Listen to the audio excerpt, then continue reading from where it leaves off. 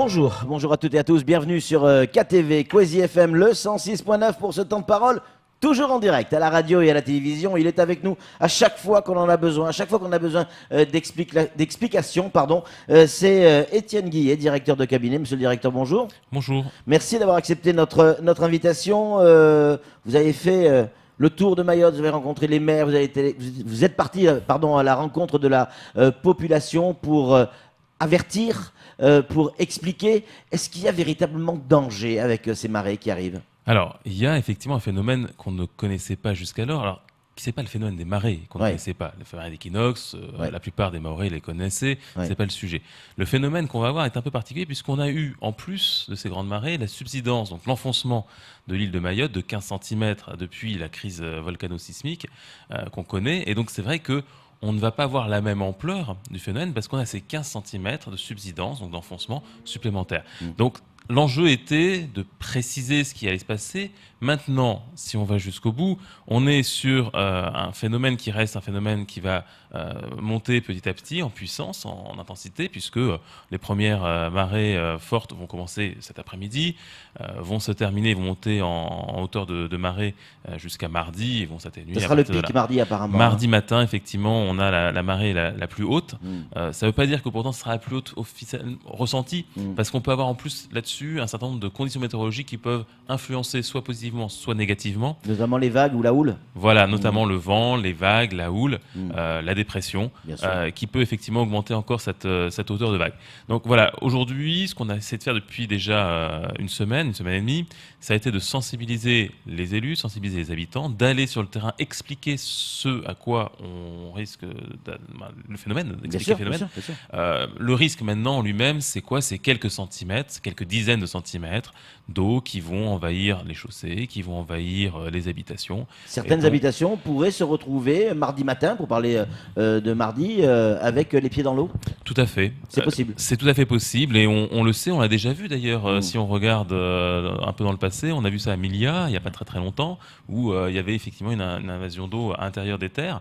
Voilà, donc c'est quelque chose qui ne sera pas brutal, qui ne sera pas spontané, mais qu'on sait prévenir. Donc l'enjeu, c'était de se mettre tous en ordre de bataille, les services de l'État, les services des collectivités locales, pour faire en sorte qu'effectivement, ce phénomène qui va se passer se passe pour le mieux pour tout le monde. Les zones qui sont le plus exposées à ce type de risque, évidemment, on parle du sud, on parle de Koungou, on parle de la Petite Terre, le boulevard des Crabes, et la question est la piste.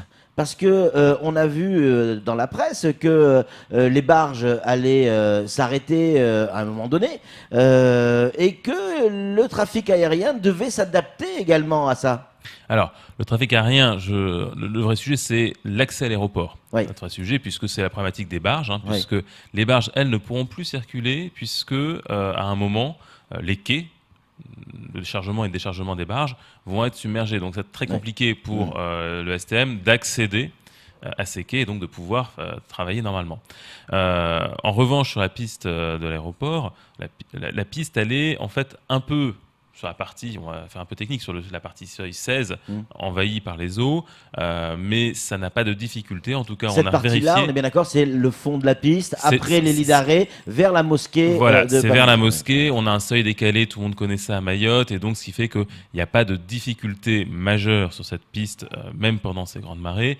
En tout cas, l'exploitant a été évidemment approché par rapport à ces grandes marées pour voir avec lui quelles allaient être les conséquences, et il nous a rassuré puisqu'il nous a dit voilà, il n'y a pas de difficulté, et les avions savent même rouler sur quelques millimètres d'eau, donc il n'y a pas de difficulté par rapport à ces grandes marées pour la piste pour d'exploitation. Les avions, c'est pas forcément la pluie, mais c'est souvent le vent qui peut être gênant, et là on annonce quand même du vent, alors pas très très fort, mais des pics à 50 km/h. Alors, on a eu effectivement un des derniers bulletins, c'était celui d'hier, où on avait du vent à 50 km/h. On est plutôt aujourd'hui sur des prévisions, maintenant qui resteront à confirmer, qui laissent entendre une accalmie de ce côté-là. Donc tant mieux pour nous, on verra exactement ce qu'il en sera. On ne peut prédire effectivement à la hauteur des marées que 24 heures, dans les 24 heures avant le phénomène. Donc on essaiera autant que faire se peut avec Météo France de communiquer sur la hauteur la plus réaliste de ces marées les 24 heures avant pour que tout le monde puisse se préparer. quelles consignes on peut donner aux gens qui nous écoutent et qui habitent pas forcément sur la plage, mais à quelques dizaines de mètres de la plage. Et Dieu sait qu'il y en a. Mayotte, on est sur une île entourée d'eau. Donc logiquement, il y a des gens qui vivent près de l'eau. Quelles consignes on peut leur donner aujourd'hui? Alors, les consignes, la première consigne, c'est déjà d'écouter, de se renseigner auprès des médias, auprès du site de la préfecture, qu'on essaiera d'alimenter de façon très régulière auprès de leur mairie pour savoir quelles sont les consignes.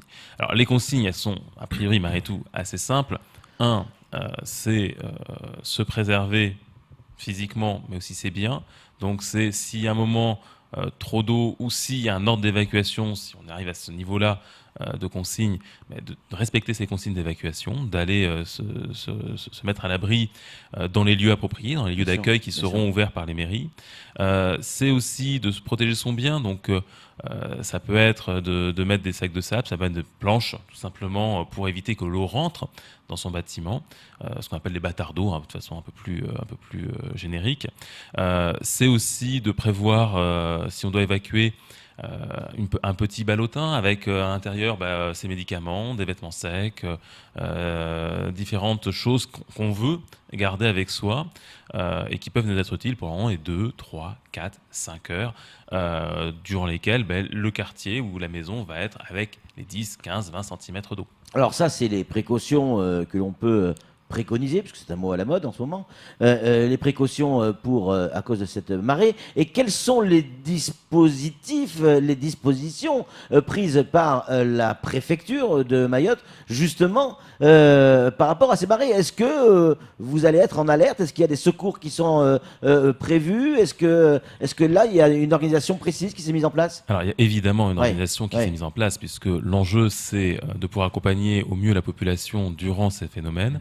Donc, on a réuni l'ensemble des services de l'État cette semaine pour identifier un certain nombre de solutions opérationnelles.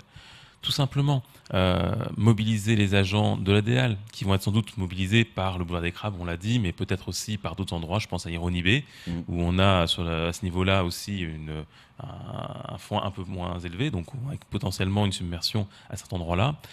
Ça va être de mettre en alerte un certain nombre de services de secours. Je pense aux gendarmes, je pense aux pompiers, évidemment, aux services du CHM. Donc tous ces services-là sont d'ores et déjà mobilisés. On aura encore des mesures qui vont être annoncées au fur et à mesure qu'on va les prendre et en fonction de l'évolution de la situation. Donc on a déjà effectivement annoncé la problématique des barges où elles ne vont pas circuler à certains moments de la journée et du week-end, de dimanche jusqu'à mardi matin. Pareil pour ce qui est des transports scolaires. Donc voilà, il y a un certain nombre de mesures qui sont d'ores et déjà envisagées, qui vont être confirmées ou infirmées en fonction de l'évolution de la situation. Et il faudra s'adapter. Il faudra s'adapter. C'est pour ça que, globalement, je pense qu'il faut que les Mahorais comprennent, on va communiquer tous les jours en essayant de se projeter au maximum aux 24 heures suivantes. Pour faire en sorte que chacun puisse d'ores et déjà anticiper la situation et pouvoir aménager son temps tout simplement son calendrier, son agenda, pour s'il doit aller prendre un avion un peu plus tôt, partir plus tôt avec la barge. Voilà, que tout ça soit au plus clair et que ça nous gêne le moins possible. Vous pourrez suivre minute par minute toutes les informations et les instructions et les données proposées et expliquées par la préfecture sur l'infoquesi.fr, ce site d'information minute. C'est pas des articles de 10 pages, c'est 3-4 lignes, une photo, et pour donner une information précise à un temps donné. Camar, pas Camarou, notre Camar. J'ai bien compris. A une question à vous poser, monsieur le directeur. Alors, quel message pour ceux et celles qui profitent des week-ends pour inonder les plages? Allez, on va utiliser ce mot comme ça, parce que on le sait très bien, tous les week-ends, les plages, beaucoup de monde à Mayotte.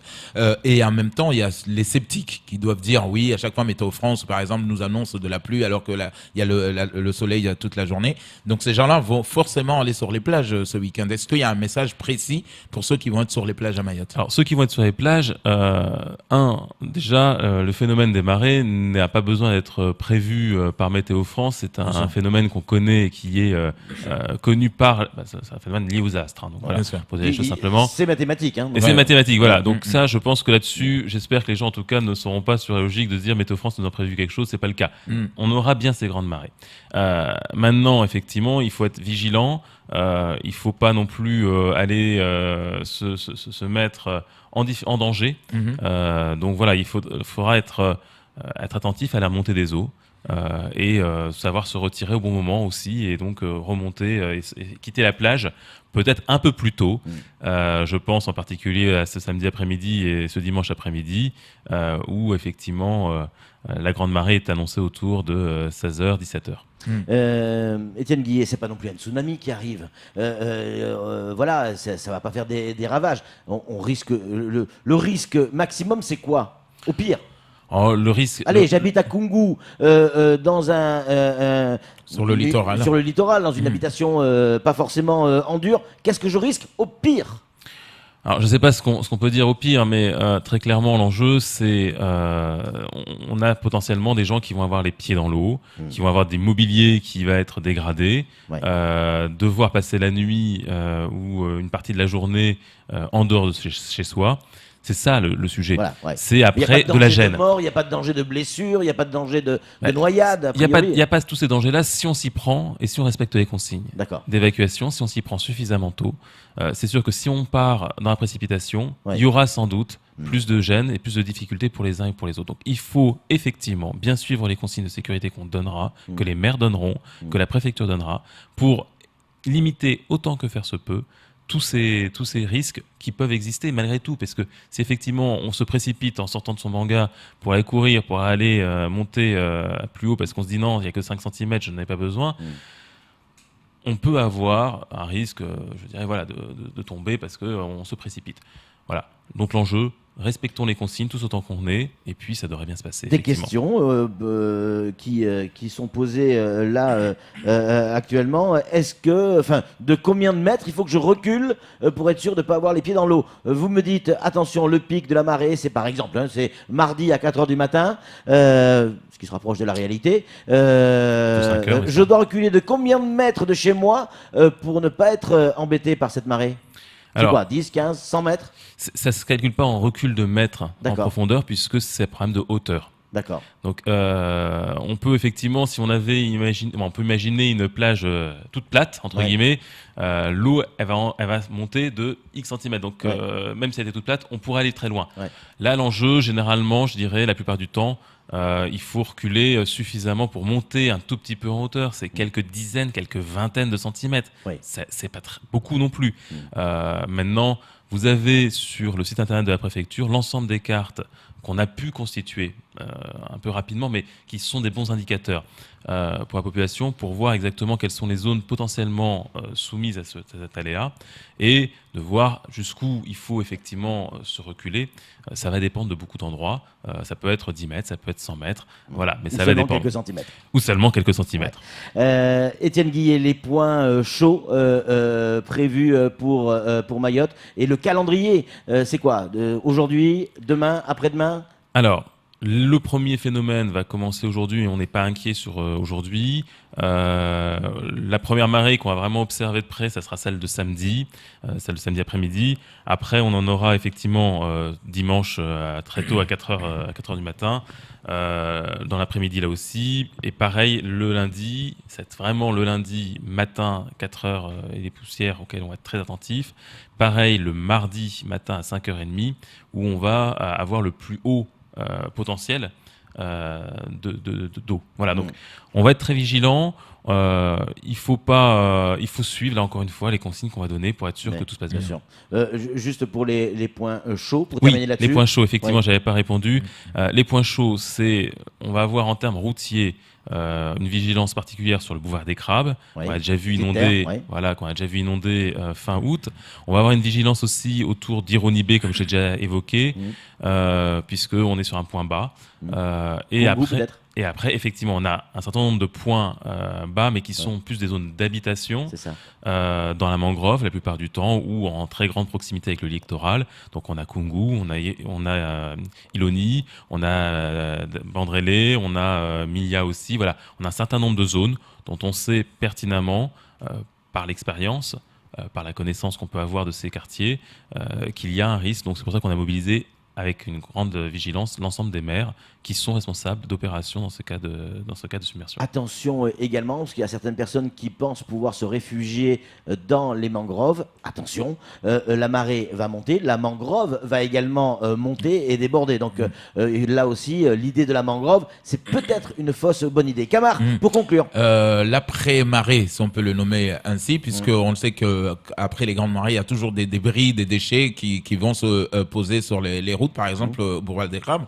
Est-ce que lundi matin ou mardi matin, il y a déjà des services qui vont essayer de déblayer au cas où des débris se déposent sur la chaussée? Alors effectivement, on a, ce que je disais tout à l'heure, on a mis en alerte et en astreinte un certain nombre de services, dont les services de l'ADEAL, qui seront là pour pouvoir dégager les routes et remettre le plus rapidement possible en circulation et en sécurité l'ensemble des axes routiers de l'île. Étienne Guillet, merci beaucoup d'être venu sur ce plateau et d'avoir répondu à nos questions. Donc pas de panique, il suffit, ça va se jouer à quelques centimètres, on a bien compris le message. Allez, c'est tout pour ce temps de parole. Tout de suite, la suite de nos programmes.